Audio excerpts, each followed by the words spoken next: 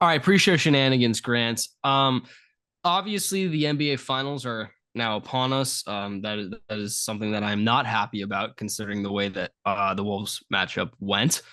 But in light of that, it's time for some NBA related fun facts, right? Let's talk about the Celtics and Mavs. Grant, I Okay. know we're familiar with Jaylen Brown on this podcast, right? Yep, we've Um, mentioned him once or twice. very familiar. Eastern Now, Conference Finals MVP.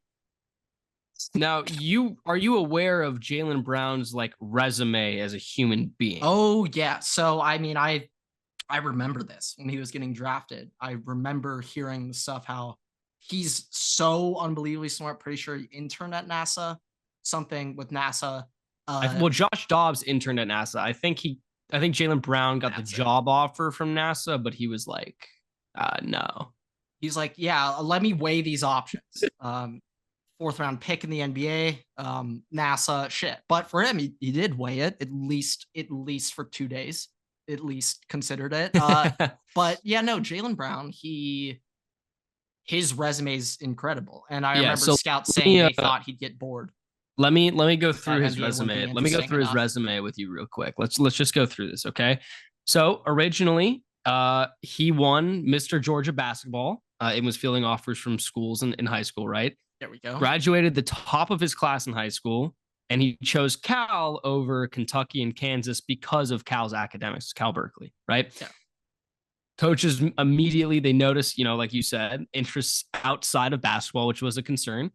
He enrolled in graduate level classes while he was an undergrad. He made the varsity chess team in Yeah. college. Keep in mind this is at Cal, by the way. So like those are Yes. probably some nasty chess players. Yeah. If I were to guess, the Cal chess team, they might They be might be the historic. best. They might be the Uh, best team and should maybe them or Harvard. It's probably one of those two. I bet MIT's got a dirty, dirty chess team too. Disgusting chess team. Yeah, yeah. Well, they probably play some fancy like different kind of Yeah, like when people say checkers or you're something over playing there. checkers, I'm playing chess, they found the next level of chess. You're playing chess and they're playing chess They're checkers. So designing, yeah, yeah. He made chess the varsity. checkers. He can speak. He learned both Spanish and Arabic in college. Won That's extremely Pac-12 impressive. Player of the Year, and obviously academics as well. They drafted him. He got drafted third overall. Became the youngest VP of the NBA PA. Was named an MIT Media Lab fellow. Yeah. Became the youngest person to lecture at Harvard. And that was at the same time, by the way, that NASA came at, knocking at his door. NASA offered him an internship in 2021. And a year after that, he made his first NBA finals. Wait, a year in 2021. So he's in like year four of the NBA, and NASA offered him an internship. And then the next year, he made the NBA finals. And then obviously, he just signed one of the bigger contracts in NBA history, right? He was teaching a robotics session at MIT while his agent and him were negotiating that contract.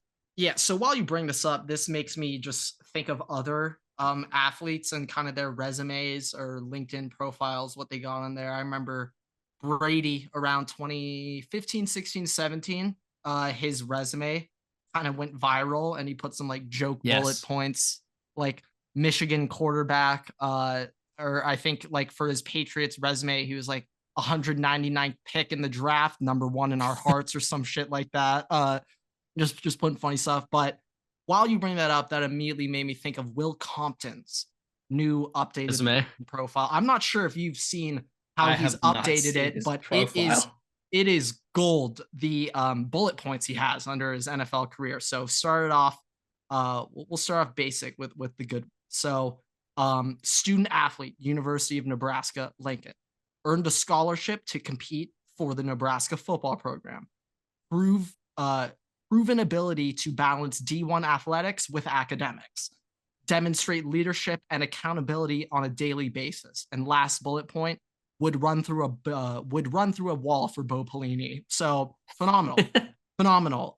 Next, he was a co-owner of a t-shirt company, and the one bullet point is who hasn't tried taking over the world by selling t-shirts. That's it. Moving on, director of USANA Health Sciences. Bullet point: you're not a hustler unless you've tried network marketing. Moving on. No, that one's kind of serious.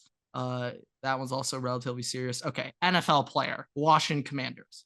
From getting coffee for London Fletcher in 2013 to getting a fade haircut and stealing the NFC East from the Eagles on Christmas Eve in 2015. The FedEx gridiron was my sanctuary for 5 years, and it's a legacy that very few know about. Bullet points: practice squad player, special teams and backup role, eventually starter, captain. NFL player, Tennessee Titans, special teams demon with deceptively average speed, locker room morale and camaraderie builder.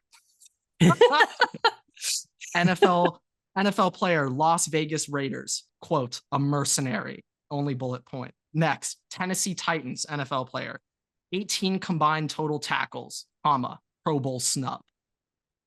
Next stint with the Raiders, only player to get cut and brought back in 24 hours to will a team to the playoffs over the Chargers. Didn't have that included, but just I wanted to include that detail. Got cut again before the playoff game, and they ended up losing. I still lose sleep over it. And last up, Atlanta Falcons, 1 month, November 2022 to November 2022. RIP year 10. That's the bullet point. Great. That's phenomenal.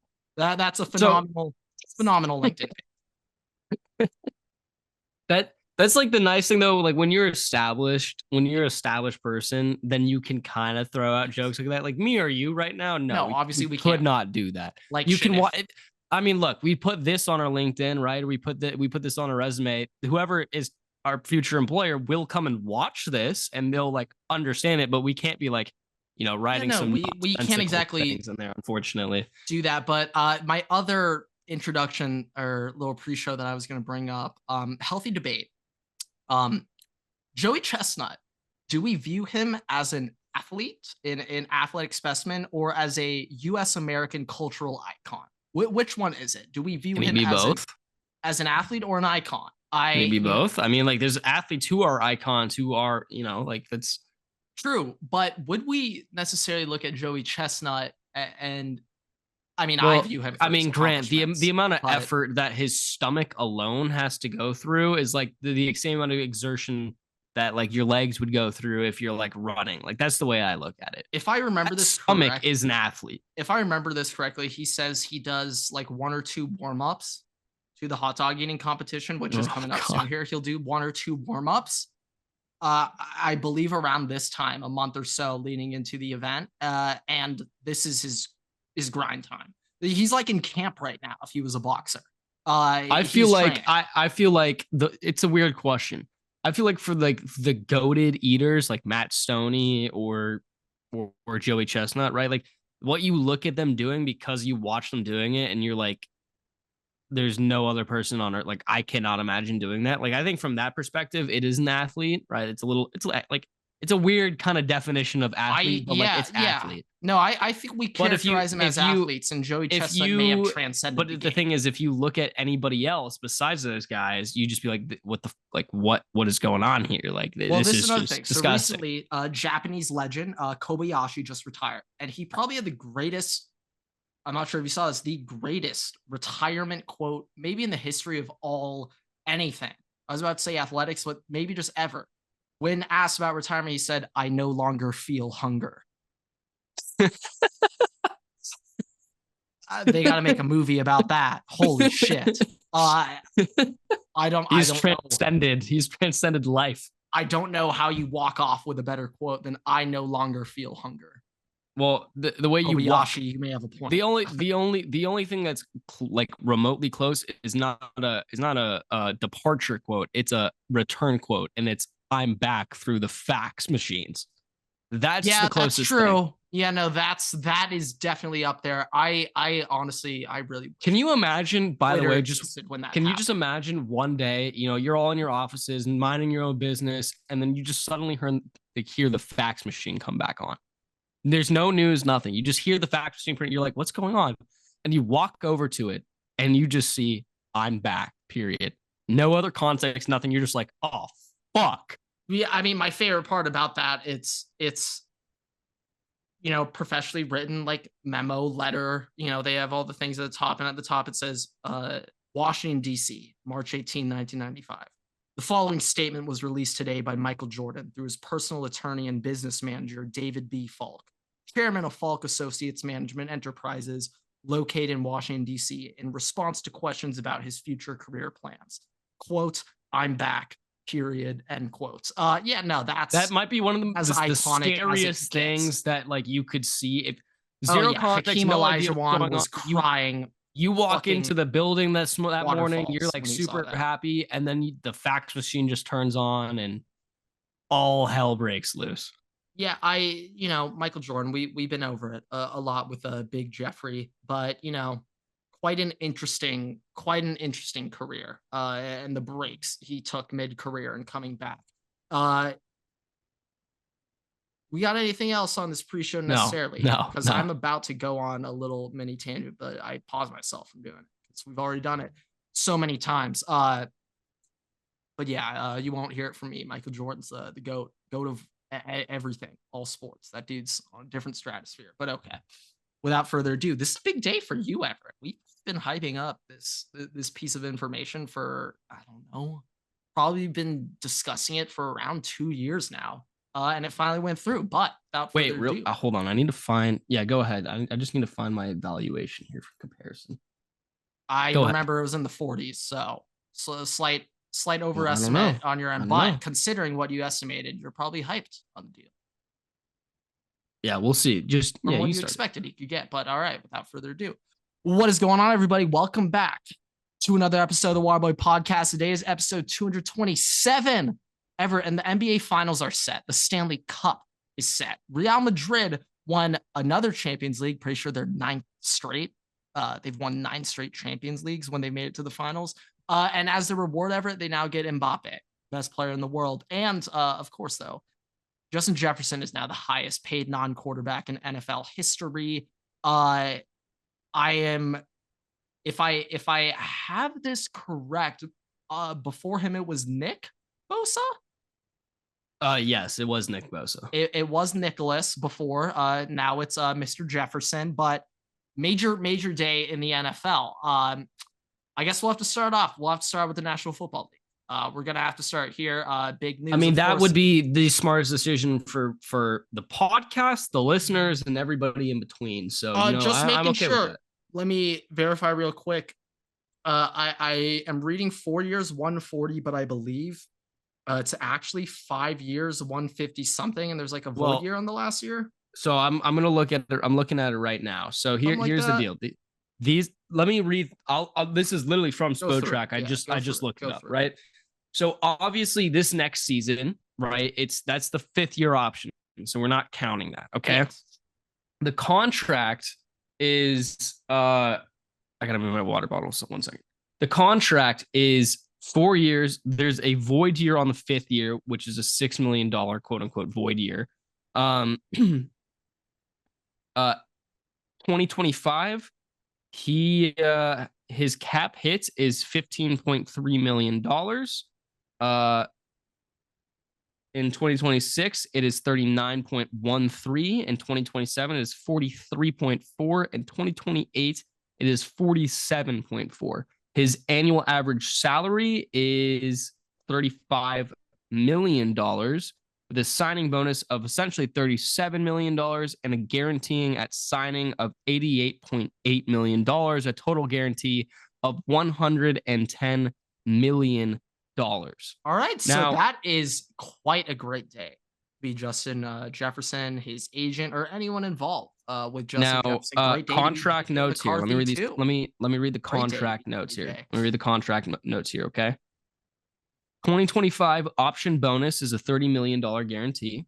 Additional $7 million of 2026 salaries fully guaranteed on March 2025. Injury guaranteed at the signing of that. 14.5 or $14.3 million of the 2027 salary is fully guaranteed in March of 2026. 2025 to 2028 per game active bonuses range in $510,000. I believe, in total, $30,000 per game, an annual workout bonus of $250,000, and a 2029 void year for cap purposes. For reference, Grant, this is what I said hypothetically. If the unnamed intern cared enough, he'd go find the clip of me saying this and splice it in right here, but he doesn't.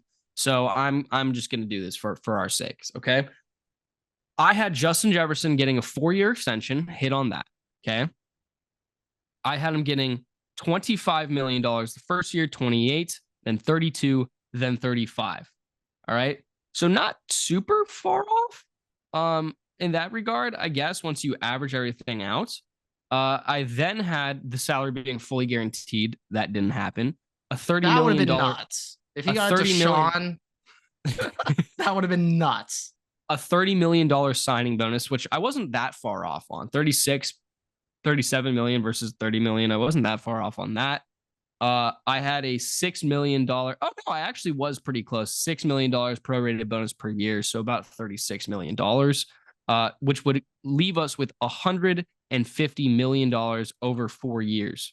So honestly, only off by 10 mil. Like I would say that's not bad. It probably over, I guess, quote unquote, overpaying. I was just, I remember recently. Yes, I'm happy with this. We were thinking of like a potential like Justin Jefferson contract. I remember you were saying somewhere in the 40s, and I was like, if there was a contract on the table worth over 40 million to Justin Jefferson, Justin better have immediately signed his name on the dotted line without even reading the rest of it. If that was ever an option. You're not even thinking what are we talking about? But I do think, short term, JJ's on his rookie deal. It turns ends this next season though. This next year is the fifth. I mean McCarthy, JJ. Oh, yeah. You have to clarify now. Yeah, kind of forgot JJ. Kind of for the future. JJ refers to JJ McCarthy. Justin Jefferson will either go as Justin Jefferson, Mr. Jefferson, the $35 million man, or Jay Jettas. JJ is JJ McCarthy, not Justin Jefferson, but okay. Just had to clear that up. But you guys got JJ on his rookie deal. Darrisaw will need to get his extension. His 5th-year option will be 2 years. This next offseason will be when you have to activate, I guess, the 5th-year option. Yeah. So, but he's gonna get locked up for a long time, 100%. Defensive side of the ball.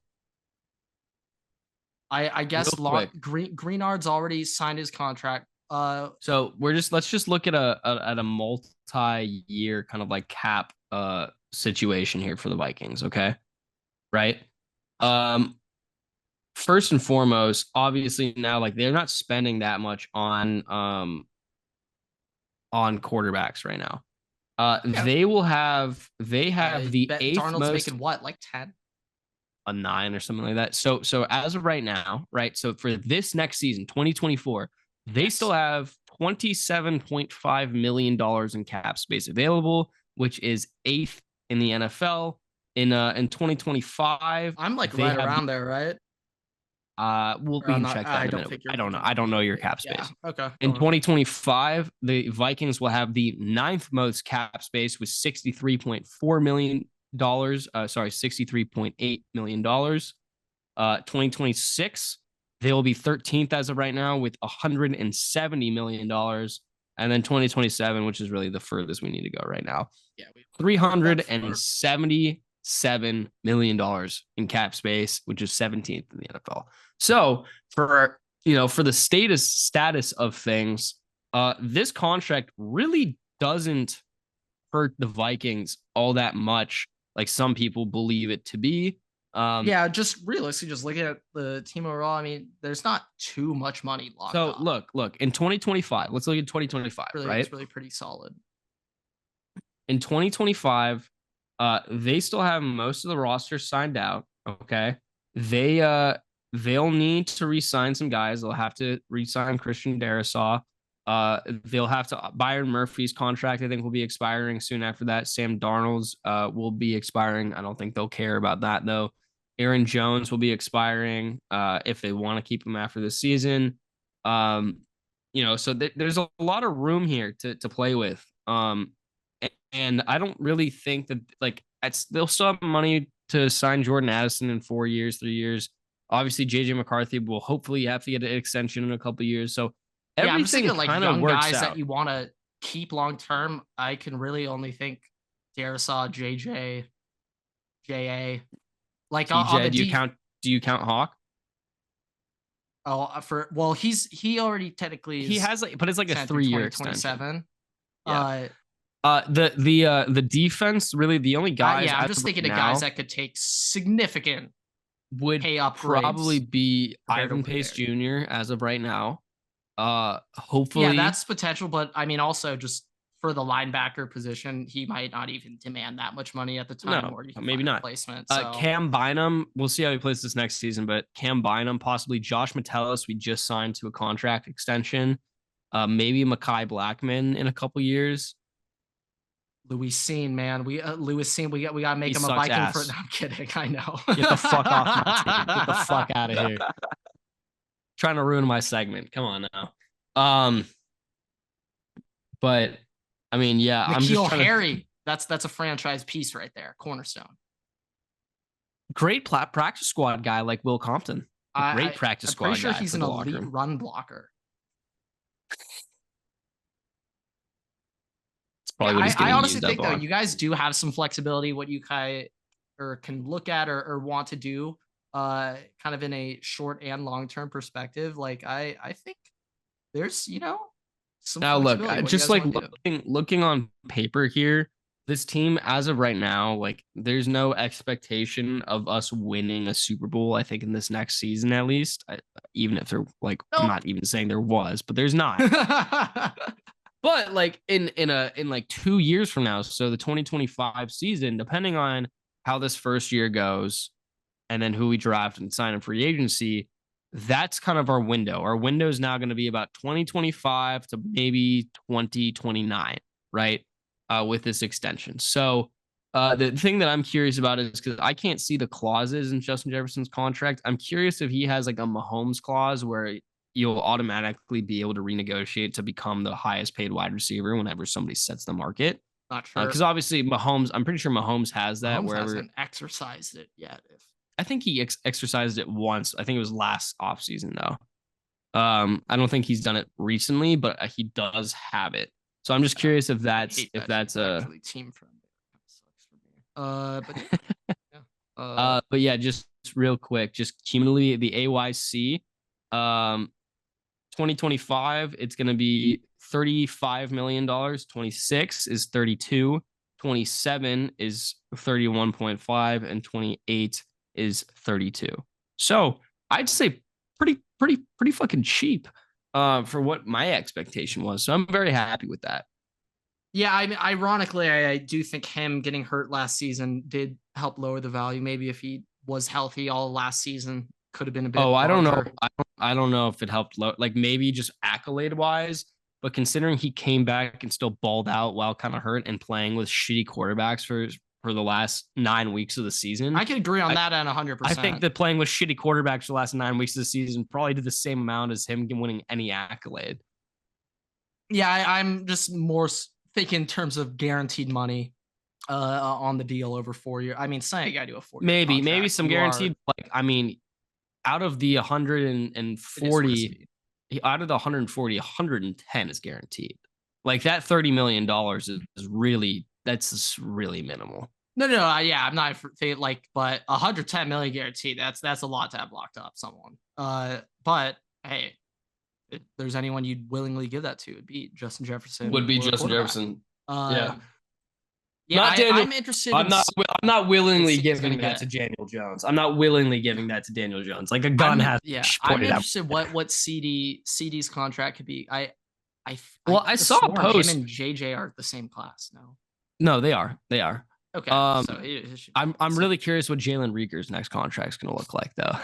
I think XFL is calling. So it might be record setting. Actually, he probably has some deals on the table right now. No, but I saw a post earlier that was basically saying, look, if I'm CeeDee Lamb's like agent right now, I'm over the moon because I'm going to take this contract that Justin Jefferson has signed and slap it on the table in front of the Cowboys and be like, look, that's what they got. I want more. And they like compared all the stats. Yeah, I don't think they'll get more. But I'm saying this is the point they were making. And the point was accompanied by with like all their stats. And I think CD has like some more catches than him and more touchdowns, but it's like Justin Jefferson has 900 more yards than you with more Pro Bowls, with an AP All Pro, with an AP Player of the Year, like all the stuff that CD Lamb doesn't have. I'm like, you walk in there and you ask for more money than Justin Jefferson right now, you're gonna be laughed out of the room. They probably are asking for more money now, but I expect something comparable. I would say the closest person, there's 2 wide receivers right now who probably can ask for the same amount or maybe try and reset the market, and that's Tyreek Hill, but he's not going to do that. He just signed a contract. Just with his but I'm saying skill wise right now, like those are the. Sure. I'm not saying that that's what would happen. I'm saying comparatively skill wise, right? What they do is him or Jamar Chase. Yeah, I'm very interested to see what Jamar gets. Jamar is probably the next closest thing to setting the market. By the way, Bengals fans, fuck y'all. I told you guys that Justin Jefferson would not be on your team. You guys kept being like, oh, why don't we trade for him? He doesn't want to be on the Vikings. They don't have a quarterback. He wants to be where an actual quarterback plays. Let him go home. No. While we're on the topic, let me have some fun real quick. Yeah, go ahead. When there were just like the rumors being like, oh, apparently the Vikings offered holy shit, Justin and something for pick 105. Now, when I first heard that, I was like, what the hell? No, if that was on the table, Chargers 100% would have accepted that shit. Like, what are we talking about? But then I thought a little bit more. And then I thought, wait. If there was an offer on the table for Justin Jefferson to the Chargers, would the Chargers actually accept it? And I'm now leaning towards no. If there's any fucking franchise on earth that would just say no to the best wide receiver in football, it would be mine.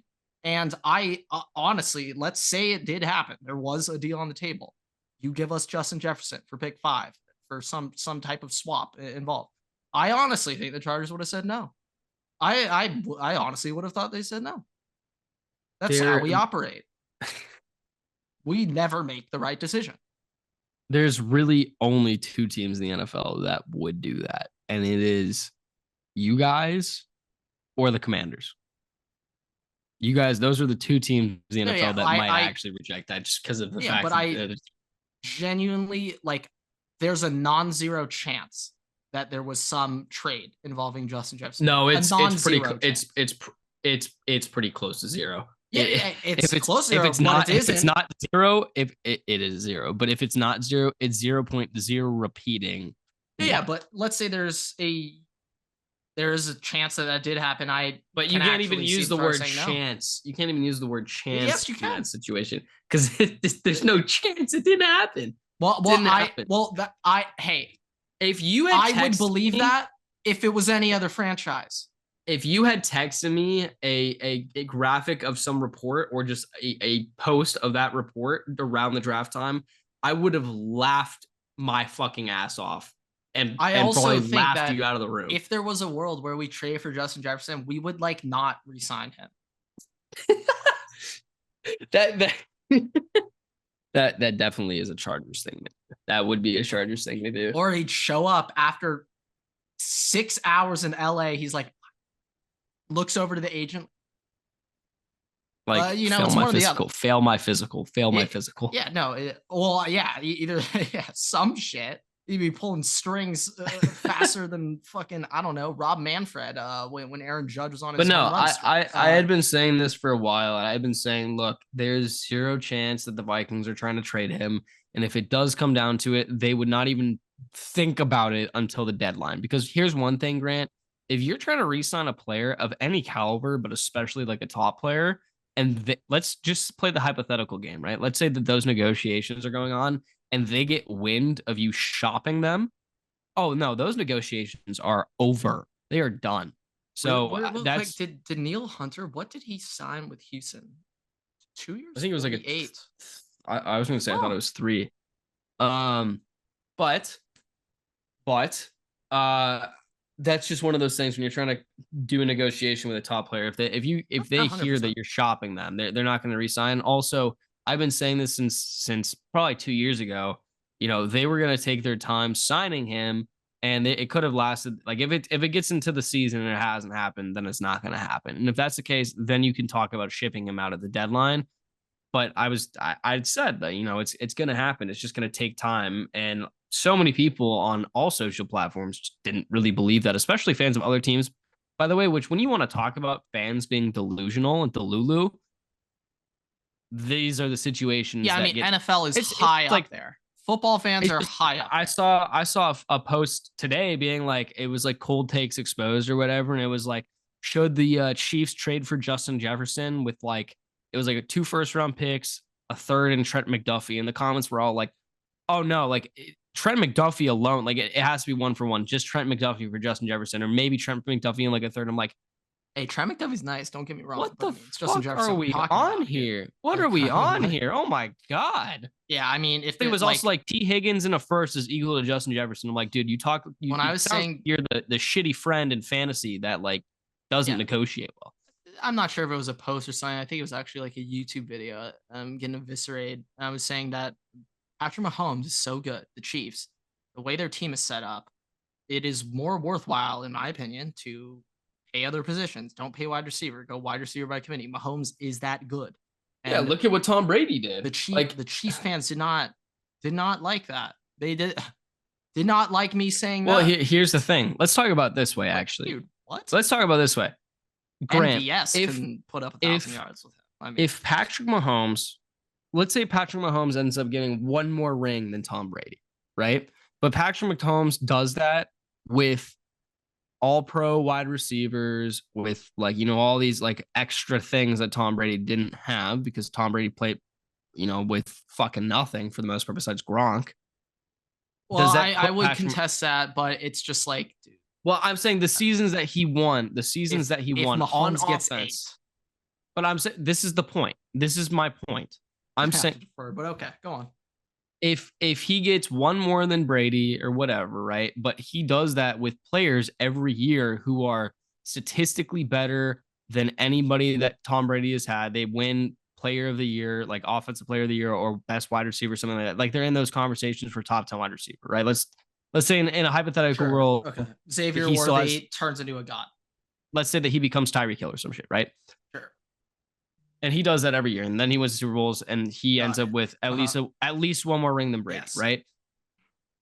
Are you considering Patrick Mahomes the GOAT because he did that, or is not? Because Tom Brady, but even though Tom Brady did that with less, you're still gonna think that when you say this is just like the one thing I'll say. I say Brady with less that, because he had the Randy Moss years, didn't win 6-0 or 19-0 lost. Like he had this, but I'm talking about the years that you do win. No, that's the thing. Then again, we can go through every single Brady Bowl, discount every single one. Yeah, but I mean, like you can't if you want to go that way. Also, in my opinion, like some of those swings, way more talented than Tom Brady. Yeah, that's fair. That's fair. And if he can, but if we want to talk about the swings, Mahomes has had some swings already go his way when it's come to getting to the Super Bowl. Trust me, I'll never get over the Bills. Additionally, he does have the defenses too. That's like one of those things. But Brady did too. No, but that's my point. That's why I'm putting it specifically into the offensive play. Remove all the other noise. Remove everything else. I'm just looking at the talent that Mahomes I get what you're saying, but yeah, no, I'd still give it to Mahomes. If he passes Brady in rings, yes. I think that if Mahomes passes Brady in rings, if it's at least just one ring or something like that, I'm gonna give it. Assuming that Mahomes free. I think so. I think it's 3. I just left a mark on my head doing that. Like Harry Potter. But I just think if Mahomes ends up with one more and he's been playing with better players than Brady did, I'm still gonna have a debate over whether it's also that same thing where look, if Mahomes and Brady are tied head to head with rings, Brady wins the tie because of head to head record with Mahomes. Yeah. So that's the other side. Pretty sure Brady's never lost Mahomes in the play. Oh no, well, D4 did beat him again. Discounted Brady, another Brady Bowl. Boom. Yeah. So, Well, I will just say though with the Chiefs, like what Mahomes has done in the Super Bowl game, it's unreal. He is so good.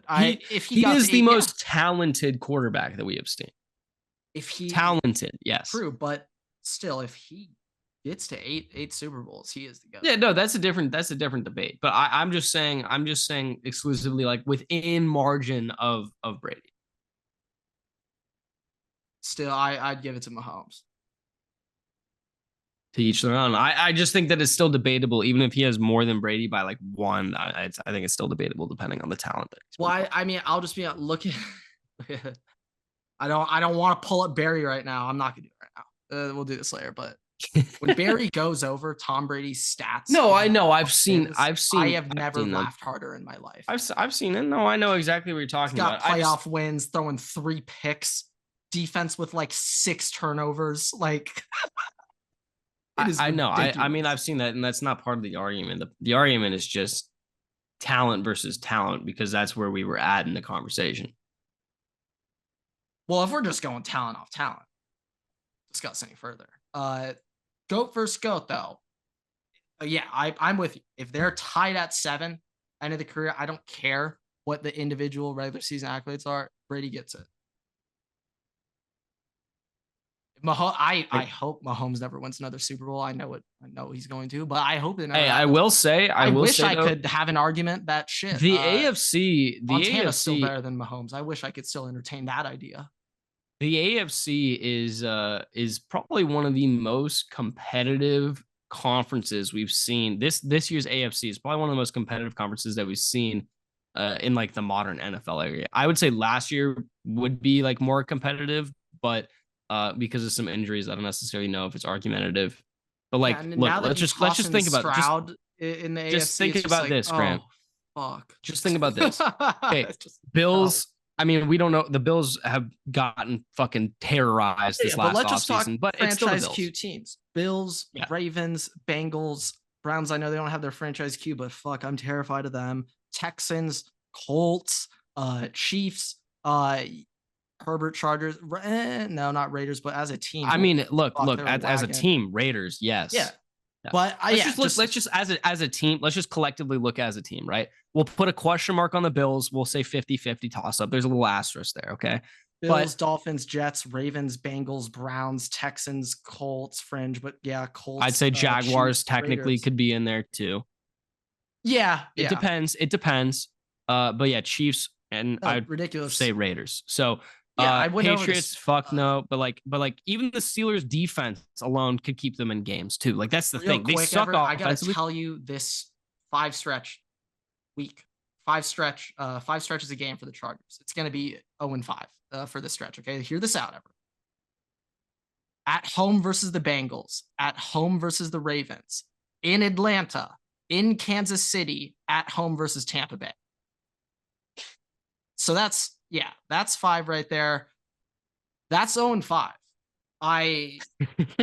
What the fuck? Like so many teams have just awful back end of the schedules, and specifically AFC North. Ravens, Bengals, Steelers, Brown, like they're all playing each other like twice in the span of 4 weeks. And I also believe this year is No, go ahead. I believe this year, because there's 2 Christmas games, that'll be 4 teams having to play on a Wednesday. Those 4 teams all will have a 10 days where they play 3 games. Everett. I'm pretty sure before this season, there's only been one time in NFL history, or at least of the past 40 years, that a team has had to play 3 times in 10 days. That's going to happen 4 times this year. 4 teams are going to have to do that. Just with Christmas being on a Wednesday, NFL playing on Christmas.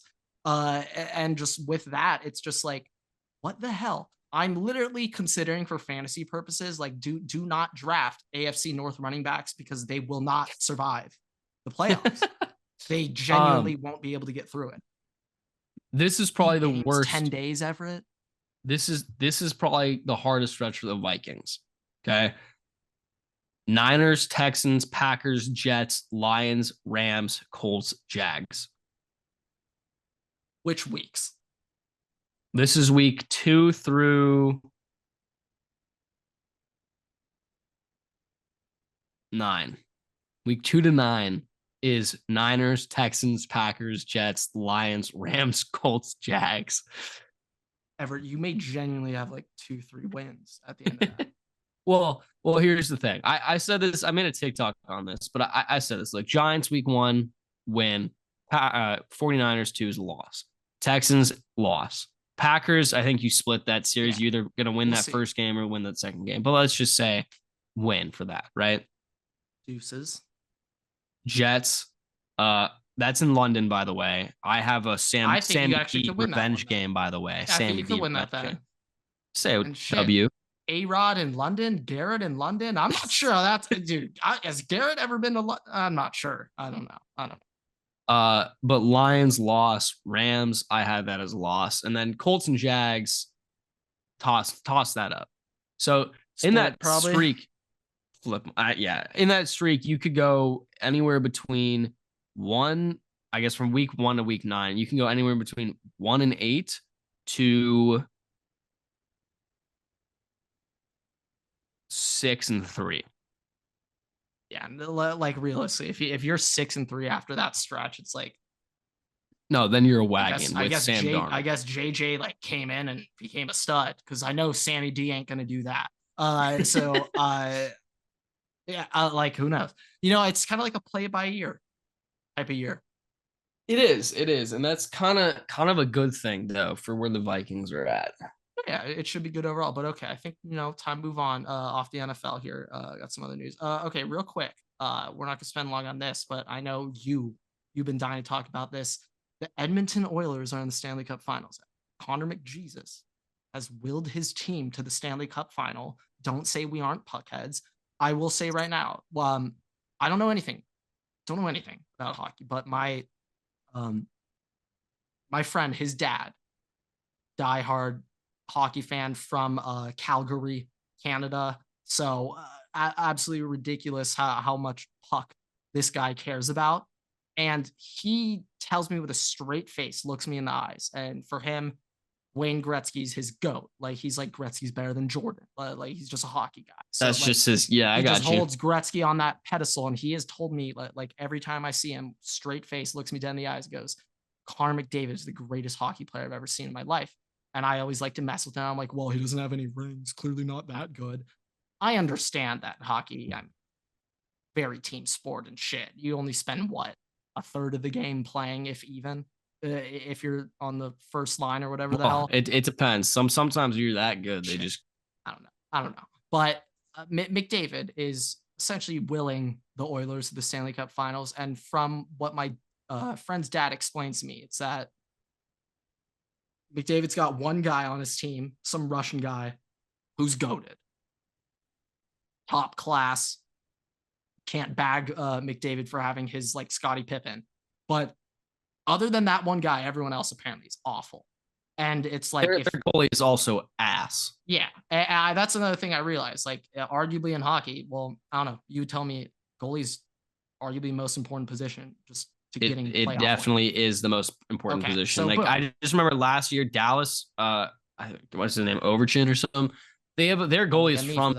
By the way, their goalie like is from Minnesota. Like, played in high school when we were like middle school. Okay, so younger. Okay, like he's younger. That motherfucker is one of the most disgusting players I have ever seen in the goal. Like, literally nobody can score back there. Like, literally, like, just imagine you have pucks flying at your face 100 miles per hour. This motherfucker he blocked a shot with he threw his stick in the goal and blocked the shot. So that was That was that clip. Okay. I'm pretty sure that it's that guy. So I'm pretty sure, yeah. But I've just heard that Armite, like, if this is like his shot to get the Stanley Cup. By the way, so I'm rooting for greatness. Just looking off. I haven't followed either of these teams that like really that much. I don't follow hockey too much. You always do this. But look, just going off of the players to watch, and these guys are both. They both play the same position, by the way. Who are they playing again? Florida Panthers. Panthers. Which is just funny that a team from Florida is in the hockey. I literally was thinking to myself, like, dude, They have hockey rinks. They like couldn't get more diverse between a team from Canada and a team from Florida. Just But the polar opposites in terms of literally culture, completely different. To everything. Not zero similarities between these two. But so they play the same position. Okay. Connor McDavid, 32 games played, 100 assists, 132 points. I don't think it's 32 games played. 32 games. That's what it says on here. 100 points in 32 games? What? 132 points in 32 games. There's no way it was 32 games. I'm pretty sure that this is games. I don't know. Or goals. Sorry, 32 goals. I was about to say, holy shit, Everett. Okay. He's averaging 3 GCs a game. Okay. Same position. Connor McDavid, 32 goals, 100 assists, 132 points. This next guy, 57 goals, only 37 assists. Huh? Leon Draisaitl? No, Reinhart. Oh, same is that guy on the Panthers? Yeah, on the Panthers. So 15 more goals. 25 more goals, but he has almost 70 less assists and about 40 less points than Connor McDavid. Yeah, I'll be honest, I don't exactly know how like I understand assist counts the same. One thing that has always bothered me, Everett, I don't know if this bothers you, but you can get a second assist. If you pass to the guy who passes it to the guy who gets the goal, you also get an assist. I think that inflates this shit. I think that inflates the shit out of these records. By the way, the guy on the Panthers, the center on the Panthers that we compared with 25 more goals or whatever, he played 6 more games in the regular season than Connor McDavid did. So you're telling me Connor McDavid load management like Kawhi? All right, that's all I needed to know. That's all I needed to know. He's a load manager. Right. But look, if I had to say anything, I'm taking the fucking team from Canada. Just I don't care. I've heard like the Florida Panthers, like they're pretty good. Probably going to win it. Just on paper, they're pretty good. A better team. But no, I want Connor McDavid. It's Canada though. It's Canada though. You gotta will them. Well, I don't think Canada has won a Stanley Cup in a long time. No, didn't they? Oh no, I don't think they. I don't think they've won. Like the joke is that Stanley Cup, it's now an American trophy. They've been in the Stanley Cup multiple times recently, but I don't think they've won. I'm not even sure. Oh, they were close. Completely honest, I don't even know if that. Like, I'm just looking up recent winner. Okay. Vegas, Colorado, Tampa Bay twice, St. Louis, Washington, Pittsburgh twice, Chicago, LA. What a year. What a stretch of 4 years. LA, Chicago, that's peak right there.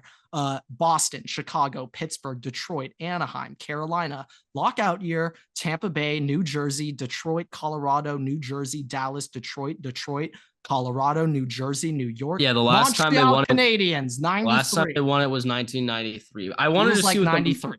I just want to see what the matchups were, though. I want to see what the matchups were. Oh, I got losing teams, too. Calgary Flames in 04, Edmonton in 06, Ottawa 07, Vancouver 2011. So here's the thing. The Canadians, Montreal 2020. That's what I'm saying. That's what I'm saying.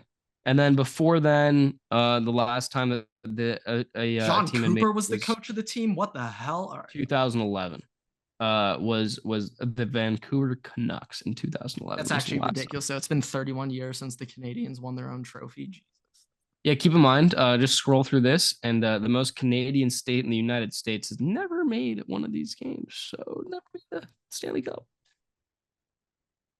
So soda. Tough. Oh well. Oh well. But okay, moving on. I've got some college football news, but I also got MLB. What do you want to do? Well, Grant, we do have something pretty big in college football we also need to talk about. So should we? My MLB's quick. Yeah, go MLB. We can wrap. All right, MLB quick. Shout out of the week. Gavin Stone went 5 scoreless yesterday, 7 scoreless in the outing before, bringing his ERA on the season to a sub-3. We've been getting a lot of quality innings out of Gavin Stone. I'm really liking his combo, throwing a lot of sinkers this year. Nice little cutter action. Got a diverse pitch mix. Really like it out of him and Stone. Hey, I'm saying long term, we might not even we may not necessarily be going too hard after starters. So if Stone can come up, Walker. I Will mean, be that's the gone, hope, but it's but also dependent on the injuries because bad. I also heard recently we were really in on Blake Snell, really in on Blake I mean, Snell look, bro, until the end. we Snell's been better doing bad hope this that year. the Don't game get me that wrong, we are but going to is a non-important starter that we yeah, cannot yeah. certify until we are there. That's the problem. True. I will be honest, recently I went to a game over the weekend, saw Yamamoto get to pitch. Very exciting getting to see our $350 man, $350 million man get the job done. One thing I just love about him is his mechanics and how he pitches. I absolutely love. He has, I don't know, I don't even know how to describe it, like a little delay hitch kind of in his delivery. And I think it does a good job keeping batters off balance. It's hard to properly time up your swing with his approach. It's kind of like Kershaw. A big complaint hitters have against Kershaw is how unpredictable it is to time your Yeah, he has that swing, your really leg kick long with kind of Kersh. wind up that he goes in with that kick. So Yeah, and he will just freeze you. He will just sit there, hold, but and that wait is for why that curveball he throws is so disgusting. It's yeah, it's because disgusting. of that. You're It's sitting because of there, that. you're thinking 91 fastball, 90 slider. He hits you with a little hitch. You accidentally take your leg kick a little early, and then boom, big fucking looper right down the heart. You're not expecting it. Boom, strikeout. But yeah, I want to give a shout out to Stone. Also, though, Max Muncy out for an indefinite period of time with a rib injury. Apparently, they That funky Muncy. shut him down from all baseball activities. We're gonna need him back. We're gonna need to get him back soon. We're gonna need that left. So can we go through my concept now for third base? Like, does that work that Muncy's out now, or well, regardless, after next season, we're not going to keep him long term. Probably we might. Who knows? But yeah, long term, I think we've been over. But yeah, you think that works? yeah, with moving Will over or bringing up Dalton Rushing, maybe he could play third. I know Rushing's played a lot of first. A lot of first. You can't really move Freddie from first. So of course, but let's say, well, with Muncy, Rushing will go 3 or center or catcher or something. But just playing around a little bit more. Like, let's say hypothetical world, Ohtani shut down from pitching, done pitching, and we move him to right field. I would gladly throw Freddie in the DH and then have Rushing play first. Oh my God, that would be kind of goated. Well, then what do you do about third? And then who do you stick out in right field, or who do you take from right field? Find a new third baseman. Teo's still there and right for this. Well, season. yeah, as of right now, obviously he's also like I don't know if we're gonna be able to resign him or not. So kind of he's sucks. Gonna demand a solid amount of money after this season. Doesn't want to take a little discount for the boys, not his playbook over there. It's more so not even a discount. He would just have to decline his only major contract that he could get in his career, essentially. Like, because he'll get 100. We won't give him 100. We'll probably offer him at most like a 3-year 90, 2-year 55, 2-year 60. But I know that fucking somebody will offer him 100. Could be San Fran, to be honest. Like they fucking spend. So it'll be crazy. It will be crazy. In 2 years from now, he won't be worth that $30 to $20 million a year. Like, this is his one contract right now. You either get your bread this offseason or you'll never get it. No, that is true.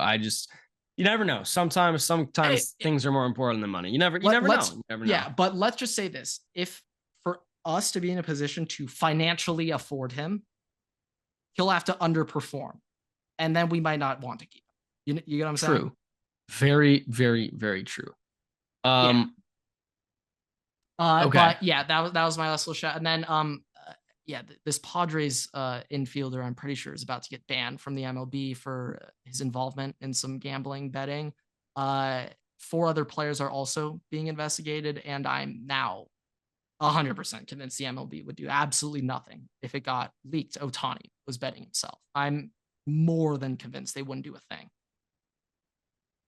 I mean, Yeah, I also don't think that it would ever come out whether or not he actually did it. Like, Well, it's just that not that possible. It's just more it's. I that also more don't so think it I would don't never think even that come out. I don't think that he did do Yeah, it I'm still either. on. But I don't think that even if he had, that it's gonna come out. By the way, like there's zero, like legally speaking, like he's completely covered now because of Ipe, just like the trial and Admitted to everything it, going on. right? Yeah, Stuff. yeah. So Yeah, those Dodger updates. I but just got some quick college football recruiting news. well, yeah, I'll go. and you know that trailer from the other day that Yeah, came out that we is have talked that as about. well. We'll end up with a trailer because we'll have stuff, but massive weekend in recruiting. Had a ton of official visits all over the country. Um, a ton of big name recruits in the class 2025 taking their OVs, and I'm hearing a lot of good news coming out of the state of Ohio, the city of Columbus, Everett. A couple of Fong bombs over the weekend. A new on-3 Fong. It's slightly different. It's gonna take some getting used to on my end. Not gonna lie, and I hope Fong, with his move to on-3, he can now tell all the on-3 staff writers, you guys don't need to underrate the fuck out of Ohio State players. You can just rank them normally now. I, for some reason, on-3 every single Ohio State commit just drops in the rankings the second they commit. It's very funny. It's like the opposite of 24/7. When you commit to Ohio State, you get a bump. Okay, Now you get a downgrade if you commit to us. It's very it might interesting, be very Michigan weird. over there. Yeah, there's a chance. Maybe the EA college football dev team also works for on-3. That could explain a Yeah, lot. it's But possible. It is possible.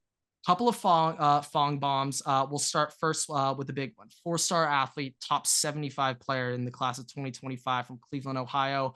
Bo Jackson is crystal ball to Ohio State. That's correct. His name is Bo Jackson. Spelled the same way. Yep, Bojackson. Bo Jackson.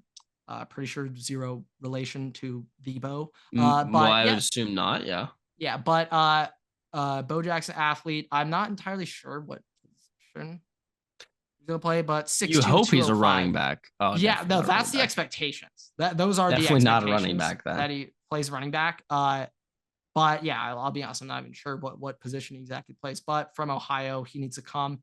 But also more important, 4-star DN, borderline top 50 player in the class 2025 from Cincinnati, Ohio. Same high school as Jermaine Matthews, current corner at Ohio State. Justin Hill has been crystal ball to Ohio State. Another Fong bomb from there. And then last up, might not be the best in the rankings, but personally, this made me one of the happiest over the weekend in terms of everyone who got crystal balled. 4-star interior offensive lineman, Javen McFadden, has also been crystal balled to Ohio State. And that's a borderline 4, if I'm going to be complete. He's like 500th in the class, but still, I It's not don't that care. bad We need still. big boys.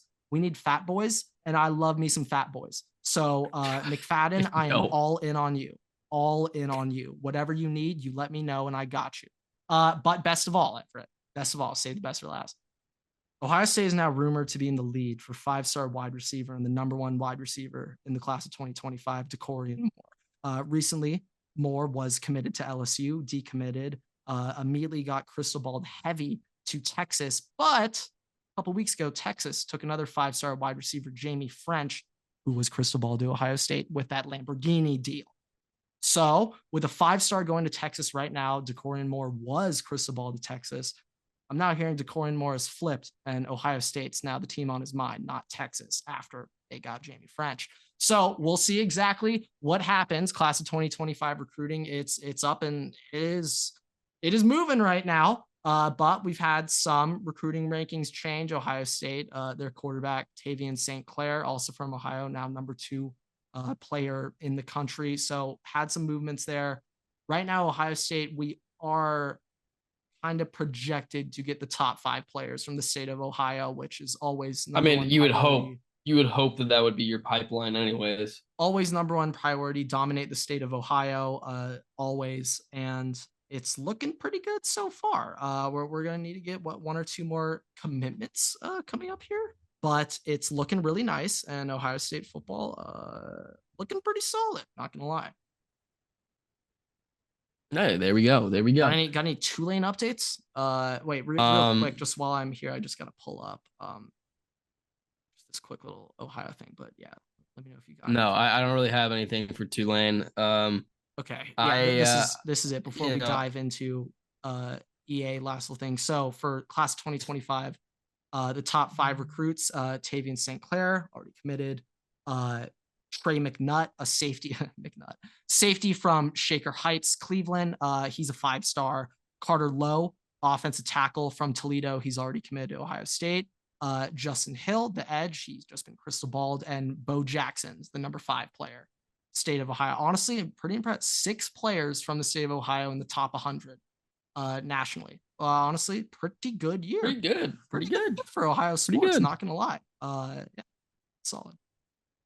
But all right, talk about some college football. Yeah, look, I don't know how much of the actual like game or trailer we really are gonna talk about, because I don't really know if it's kind of one of those things where we can talk that much about it. Like there's just yeah, I would say just kind one of thing a watch I kind of thing, but saw some complaints. This made me giggle a little bit. So there's that we actually have literal gameplay footage. That's what I've been wanting to see. And I mean, I want to see the exit. I want to see X square, circle, triangle on the screen. I want it to literally be gameplay.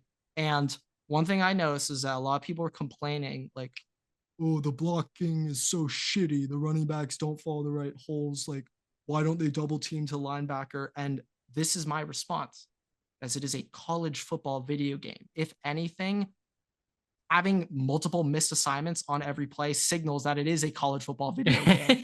Your running back will not hit the correct they're not hole. supposed. Your center and guard cannot always double team to the mic. They can't. If they could, then you would be winning a lot more, but you aren't. Okay. Also, because I'm pretty sure that demonstration football. was also not like, and it was not like Bama playing or like Georgia playing. I think it was like they're taking clips from. I don't know. It was maybe like Kansas, like North Carolina. Kansas. It was like Kansas's O-line or some shit. Like if my center and left guard had an 100% success rate on double teaming to the Mike linebacker, league bound. Also, I think that play. Why are you staying, son? Leave. I think that clip was also of the one where Donovan Edwards was like running to the outside or some shit, and they were like, "Oh, why they're realistic. blocking? They're like blocking for inside zone. Why is he running to? Because it's Donovan Edwards. The clip was always them trying to jump over somebody. It was not supposed to be let's run the play exactly how it's supposed to go. Like No, it made me chuckle. I will, just in terms of like gameplay, it's like if you're complaining, seeing those clips, it's just like now look. What I noticed was that it looked like the players moved a lot faster. It looked like, there's a couple things going on with that like definitely looked different. And I'm just hoping that when you throw the ball and all these things, it's going to feel different. Because, you can kind of tell the way that things feel when you manage them, which is supposed to. So one thing they add is that if you're just passing, you can't just hold down a button the whole time and it'll bullet. Like you have to let go at some point or else you'll like overthrow it. Yeah, I saw that.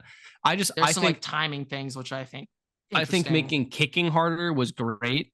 I think that the scoreboard, the score bug looks I think it looks really good. I'll be honest, I like kind of saw the kicking thing and then I just saw the meme, just like what I'll do the first kick, and it's just fucking Noah Ruggles lining up against Georgia. I did see that.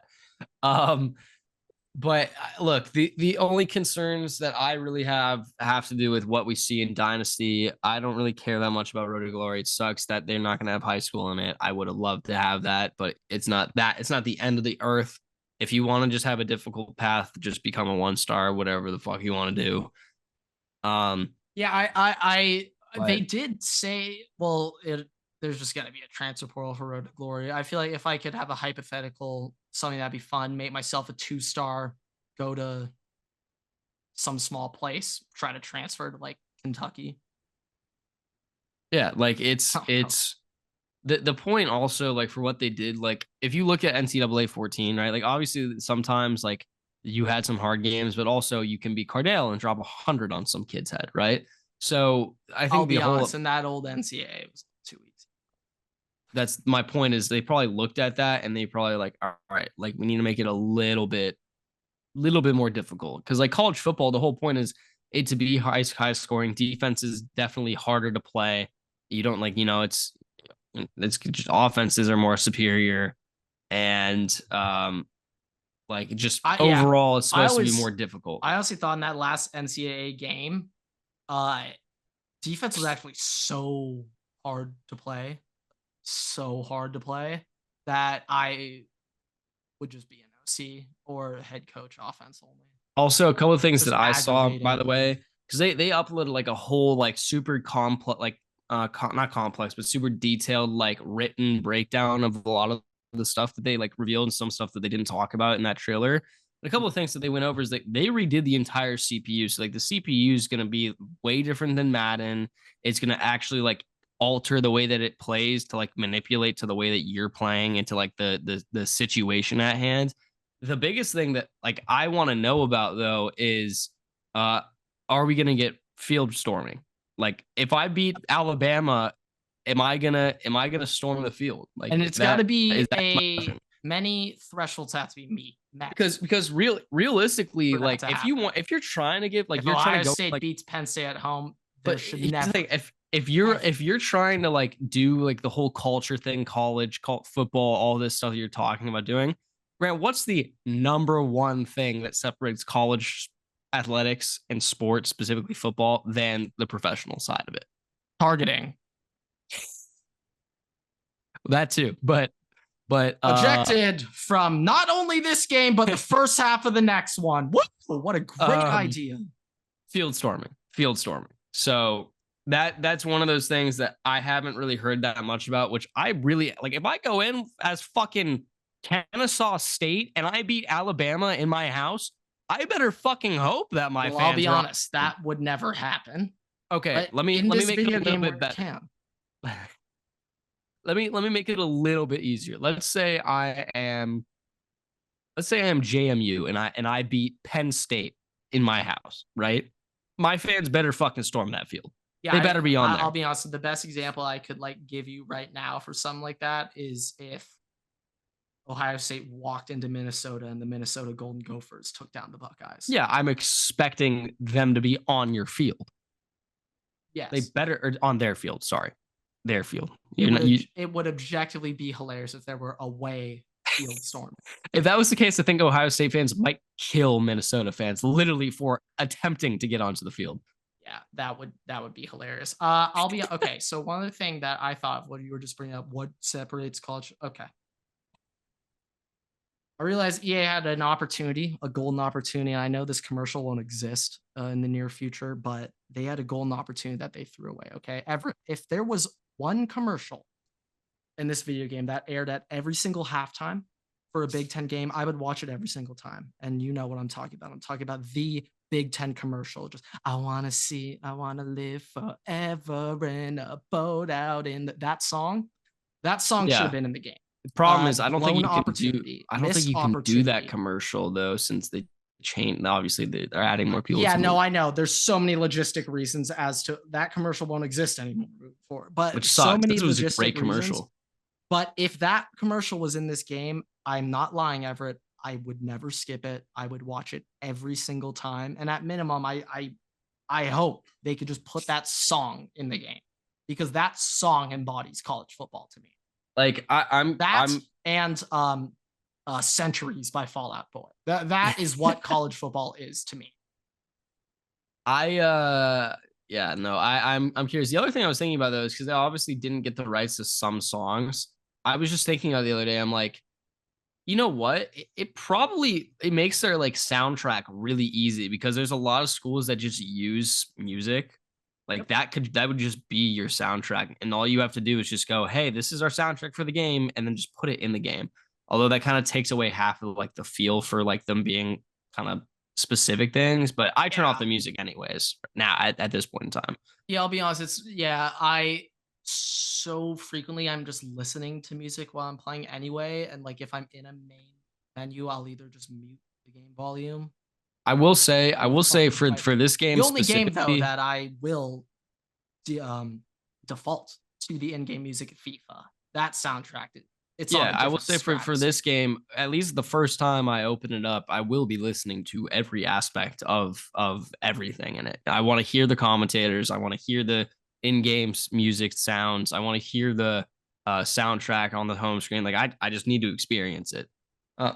Yeah, I'll be honest. There's also been some slight leaks with overall ratings, which I'm not gonna fully buy into yet. If I'm gonna be honest, I think some changes that could be made to them overall. Everything is due to change. Like it said that in the trailer regarding anything that we see or hear. So I'm interested though. You know, a lot of people online are thinking Ohio State's gonna be like a 96, 97 overall. Georgia like around that or just point higher than Ohio State, and I'm now thinking that like in Madden, I'm pretty sure if I boot up Madden right now, and I'm pretty sure Chiefs or Niners would have the most stacked roster, I bet their overall rating isn't higher than like 87 or 88. yeah, And I'm just thinking of how they would do their averages. I would assume a majority of that rating goes to your starters, but who knows? Maybe that's. we'll see. I am curious, by the way, if I'm interested though, I know for Ohio State to potentially be a 96, 97. I don't necessarily think the team needs to average out to that. That would be ridiculous. I know they've also changed it so you can hot route every kind of route now. It's not like a like skill ability or whatever that they had in like Madden, where like you had to have like route tactician or whatever to be able to like have that extra thing. I think that every wide receiver gets it. Yeah, I'll be honest. One thing that I do like about this game, which is kind of in Madden, but not really. If you're on the road, for example, Penn State, you're in Penn State, you're trying to call an audible. Not every time it will work. I honestly think there are certain stadiums where you should not be allowed to audible on the road. Like I personally believe you can't even are playing at access it. Penn State, I honestly think you should not even be able to open up the audible just because you can't hear shit. You cannot hear a fucking thing in that stadium. You're already going to be crapping your pants. You're a fucking 20-year-old playing in that game. Well, now there's coach comp, so sure, your OC could be screaming not in the game in though. ear. Not in the game though. Yeah, but you get I'm saying like yes. I mean, no, I know. Regardless, they did say though. They did say they're gonna make it so if you like adjust something, and your players will look over to the sideline, and if you're whatever, if you snap the ball and they're looking over to the sideline, it will delay their a bit like response. Which I like. Should 100%. It should. Yeah, they should get off the ball later. They should. That's how it should work. I saw clap counts in there. I was like, fucking sick. I didn't see that. That was a good. That's a good catch. In there. But I'm interested though. Like, is there an option like OC settings, snap count, like hard count versus? I don't know. That'd be cool. That would be cool. How do you change that setting? I don't know. We got triple option up in here. Like, there's gonna be a lot of. Also, apparently, triple. The option is now you have to hold it to pull it rather than hold it to hand it off. I like that. Weird. I think some things they need to change like the RPO where it's like either pass quick or hand off. Like that's buggy. I think there's a better way to control that. I think this is more so for like read option though. Is like read option. You originally were like you have to hold it to hand off, right? But now it's just you're gonna hand it off and you have to hold it to pull it, which makes a lot more sense to me. I'll be just honest, just how I used to do NCAA 14. I read option 1st and 10. Depending on what second down is, odds are read option again. And then it'll probably be 3rd and 2, read option again, 3rd down. Yeah, so I hope when we play, it's not just read option only. Read option. Second and you 15, you and I will have to set some you and I will have to set some boundaries here. 3rd and 14 counter.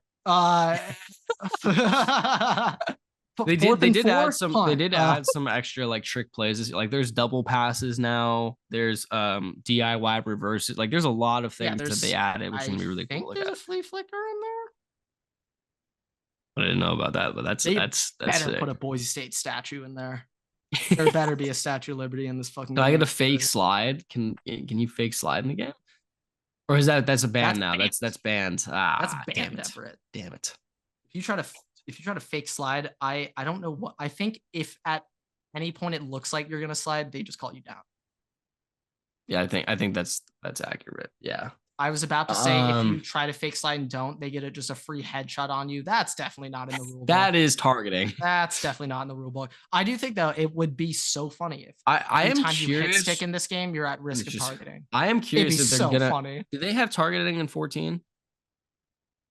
Targeting didn't exist back then. Well, I'm curious if they're gonna actually have targeting in this game or not. They The other thing, though, they should. The other thing, though, is I would turn it off.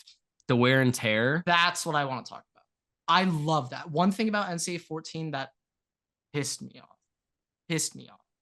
is you check the end of the season and like the Alabama quarterback will just have like 6,000. You're just like, all right. And one thing about college football, just how college football is played as a sport, and I'm looking at from like an Ohio State perspective, the amount of benching that top teams do, you're starting quarterback, you're up 40 points in the fourth quarter. Lincoln Riley would opt to leave Caleb in, let him go ham, and Ryan Day would insta-pull Justin, CJ, whoever. Going back to Dwayne, go back to JT. Fourth quarter, big lead, all starters out. We're not taking any risk. And that's how college football should be played, in theory. In theory. If you're up 40 points in week 2 effort against Granville State, take the fucking starting quarterback out. Like that's what's going to be huge, though, for like dynasty leagues and our dynasty league, because I know there was a long time. By the way, I'll be honest. We're planning on taking some shit teams. I'm not sure how many opportunities we'll have to bench our starters. We probably won't. But when we get good enough, right? But the bigger thing, though, is like there was a while where you didn't even want to have injuries on in Madden because it infuriated you because the way the Madden system, injuries are stupid. But that's my point, is that this is different. This is different than that, and it gives you extra levels to it, because instead of your injury just being like, hey, it's play 2 of game 2 in the season, and just no heads up, nothing, just ACL's gone. It's like, okay, like what the fuck? But now you're gonna kind of have more of a heads to be like, hey, this guy's patellar tendon is like, it's getting pretty fucked up right now. Like we might want to get him out so it doesn't tear something. You'd be like, okay, so let me take him out. So I'm out. The other thing, though, is they had it so if you had like 3 plays with one running back and they're going to start like huffing and puffing on the sideline on the field, right? Next play they'll come out, but they're not going to just come out for 7 fucking like for 7 drives or for 2 weeks like it's happened in Madden, where like they have the progressive fatigue and then your starters just don't play anymore. No. He's going out for like 1 play and they automatically will just sub him back into the game. Like that's just the way the computer's doing it now, which I like and appreciate a lot. Yeah, like in old NCAA 14, for the most part, if you have a big lead and it's the fourth quarter, they'll just take your starters out naturally. But at that point, without this injury system in play, I'd immediately go back to the depth chart, put Justin Fields back, and we're winning that Heisman, baby. But like that's how I used to run 14. I do like this injury system, wear and tear. I think that's a good. I do hope, though, that the CPU, though, kind of follows the same thing, where it's not like it's not like what you're talking about, like, yeah. So that's what I'm kind of talking about, where if it is like Bama throwing 6,000 yards, easy Heisman winner, whatever, every year, right? I would rather it be like, look, if I'm Kennesaw State, if I'm Texas State, if I am Akron, right? If I'm playing as Emory or something, and I'm getting blown out by Alabama, I would hope that when I'm playing the game, obviously my 20-year-old starting quarterback who's shitting his pants on the sideline in Tuscaloosa is still playing because he needs to. Yeah. But I would hope that they're taking Jalen Milroe out, or they're going to take out whoever else that they're starting, they're playing, right? I'm really interested in like this confidence system, like I'm not sure if confidence. I kind of like it. I'm saying I like it, and I do think it'll be an interesting trade-off, not necessarily for this first year, but you're in year 3, 4, 5 of your dynasty.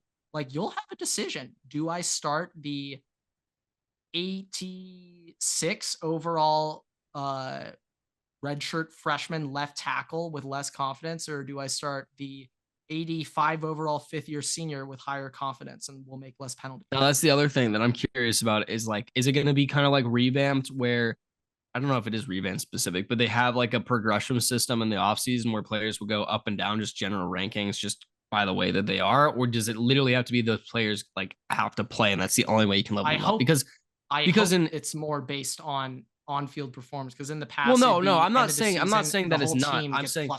It's like, look, in Madden, right? In Madden, the only way to increase overalls is like, yeah, you'll have like weekly training, but it basically does nothing. Like you have to play them.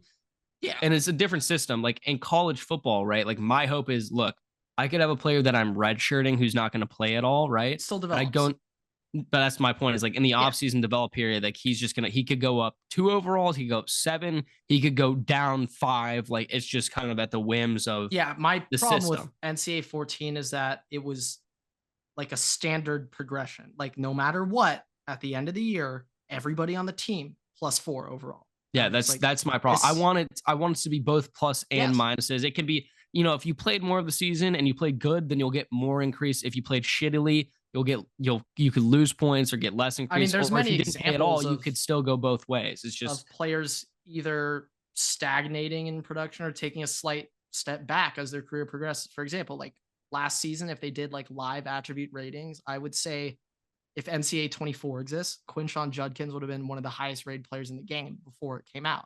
If you were to rank him now, I would decrease his overall from where it was. yes. Yeah, You I know? know. I agree with that. I don't know if that'll actually end up happening, It's just, but I'm so there's with you on that. guys, there are guys who play revamped now, and I know that they have some of the revamped crew working on the game, but there's guys who play revamped now where when you go into the off season, these programs, there's like a simulation period where like, okay, we're going to Yes, simulate yes. the off season, like like skill, whatever. And you'll have guys who go +5, you'll have guys who go -3, you'll have somebody goes +2, and it literally is at Yeah, the no, whims I'd of it. prefer that. That's what I want. That's what I'm curious if they're going to have something like that, because that is what adds like more realism to the thing. And it also isn't infuriating when you have a freshman who's a 69 overall, who then you start when they're a junior, or you have them, they have great talents, or whatever, and then they don't even get any opportunity because they don't increase or decrease. So it's just the next guy in that you just got that was an automatic higher overall, if that makes Yeah, sense. I'm so interested how it's gonna work in terms of when they do these overall upgrades. I'd prefer if it's well the 100% throughout the season. You can definitely upgrade players. If that's an only off season thing, I'd be shocked, just to be honest. But like, uh, I'm kind of interested off season, like a transfer portal player. Do you see their rating what it will be for the next season, or is that It might be like it you know? honestly might work the same way as normal recruiting works, where I don't know how they're doing it this year, but it's like you have however many points or hours you're putting into, because that's something they changed too. Or like gem, you'll find out that they're a gem, or you'll find out what their overall is, and then like you'll have Yeah. however many weeks to be able to do all this stuff, bring them in for practice or whatever. Another thing I saw, I really like. It's gonna take multiple weeks to scout guys now. Old NCAA, you just scout for 1 week. They're fully scouted. You know everything. So I like seeing that. I do like also when they'll have an early signing period in December, and when that opens, it's high school and TP combined. So you got to divvy up your hours, transfer portal or high school Well, recruits, that's which I that's the love. thing. I don't know how that's gonna work though, because the playoff system and all that stuff. I don't know if that's going to be a fixed thing in the game. I haven't also seen that. So, because they haven't leaked anything for Dynasty, I haven't heard about that.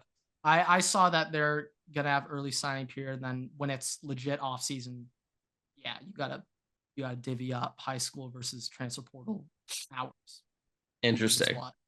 No, Uh, yeah, I'm super. I love that. I think that's amazing.